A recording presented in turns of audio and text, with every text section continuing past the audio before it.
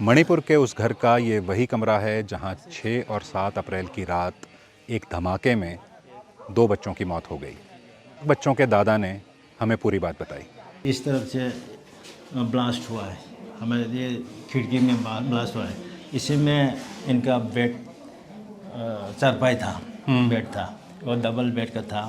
वो पहले बच्चा इस तरफ था, दीवार की तरफ बच्चा, दोनों बच्चा इधर था, माँ यहाँ पर था। बच्चा का तो हाल अभी आप सबको बताए वो क्या है, तो वो भी इंजर्ड है। वो ऑपरेशन के बाद अभी सब कोई खतरे के बाहर है ऐसा बताया। और यहाँ पर सोफा था। हमें इसके बाद जो ब्लास्ट के बाद इसका स्पॉट जितना है ना, ये दाग ये ब्लास्ट का उसी के निशान हैं सारे। उसी का निशान है। तो बच्चा ने बताया पहले से इनका जब रिलीफ होकर घर में आएंगे ना, मेरा बहू, इनका आँख में इसी कंडीशन में ना देखे, पहले जैसा देखे, इसीलिए जल्दी से उसको रिपेयर करे बोला है, इसीलिए हम रिपेयर में लग गया। बच्चों का जो कंडीशन माँ को अभी तक कल तक इनको पता नहीं है। हम लोग बताया कि जहाँ पर बच्चों का इलाज होता है ना, शिव कर वहाँ पर रखा बोलते हैं, इनको ये सेक्रेट रखा है। ये बात इनको पता नहीं करवाया। तो आज कैसा हुआ कि सुबह का बात है, न्यूज़ का होकर जो है ना, हॉस्पिटल में होकर लोग न्यूज़पेपर जो डिस्ट्रीब्यूट करता है ना, कोई ऐसा करके वो उनका वार्ड पर वो न्यूज़ को फेंक के, उसी टाइम में वो हमारा जो पोता पोती जो है उसका शक्ल देके उसी से इनका सेंसलेस हो गया है। अब तो पता हो गया इनको, उनका बच्चा अभी नहीं बोल के वही है सर। उस रात एक्सप्लोजिव इस खिड़की को चीरते हुए अंदर जा गिरा, जिसकी वजह से दोनों बच्चों की मौत हो गई। बच्चों में से एक की उम्र 4 साल थी और दूसरा बच्चा 5 महीने का था। उनकी मां को भी गंभीर चोटें आईं और वो इस वक्त भी अस्पताल में हैं। उनकी मां गुवाहाटी में एक नर्स के तौर पर काम करती हैं और मैटरनिटी लीव पर अपने घर आई हुई थीं। बच्चों के पिता बॉर्डर सिक्योरिटी फोर्स में हैं और फिलहाल बिहार में पोस्टेड हैं।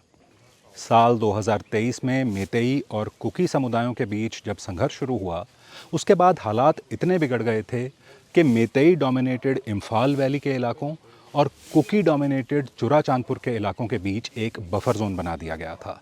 ये त्रोंगलाओबी गांव उस बफर जोन से महज 1 किलोमीटर दूर है। बफर जोन में आर्मी के साथ साथ सेंट्रल पैरामिलिट्री फोर्सेस को भी लगाया गया है। लोग हमें बता रहे हैं कि जब त्रोंगलाओबी गांव में जब ये इंसिडेंट हुआ जिसमें 2 बच्चों की जान गई, उसके बाद जो लोकल लोग हैं, स्थानीय लोग हैं, उनमें इतना गुस्सा फूट पड़ा कि उन्होंने अपना विरोध जताते हुए इन गाड़ियों को जला दिया। मणिपुर पुलिस का ये कहना है कि इस भीड़ ने जब कुछ वाहनों को जलाने की कोशिश करनी शुरू की तो सीआरपीएफ ने फायरिंग कर दी।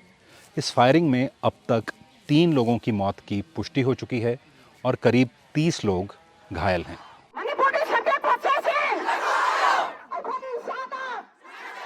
7 अप्रैल से मणिपुर के कई इलाकों में विरोध प्रदर्शन हो रहे हैं। इम्फाल घाटी के 5 जिलों में कर्फ्यू लगा दिया गया है और इंटरनेट सेवाएं बंद कर दी गई हैं। त्रोंगलाओबी आते वक्त हमें रास्ते में कई जगह पर लोग विरोध प्रदर्शन करते मिले। हम लोग सरकार से कोई उम्मीद नहीं रह सकते, क्योंकि इतने सालों में ना एक भी जो हत्या हुआ है इसके लिए रिस्पॉन्सिबिलिटी वो लोग नहीं ले सकते ना। जो अभी भी हो रहा है ना हिंसा, उसमें भी हम लोग गवर्नमेंट से उम्मीद नहीं रख सकते। क्यों आपको उम्मीद नहीं है सरकार से? क्योंकि ये एक ही नहीं है, 2 बच्चे नहीं है, पहली बार बहुत सारे बच्चे लोग मर चुके हैं, उसके लिए भी अभी तक हिसाब नहीं हुआ है ना। अभी पिछले 3 साल से सारे माए सड़कों पे है। रात को भी हम लोग सड़कों पे रहते हैं, दिन को भी हम लोग रोटेशन वाइज में सड़कों पे रहते हैं। क्यों रह रहे? पहले तो 3 साल पहले तो मणिपुर ऐसा नहीं था। मणिपुर सरकार ने ये केस नेशनल इन्वेस्टिगेशन एजेंसी यानी एनआईए को सौंप दिया है।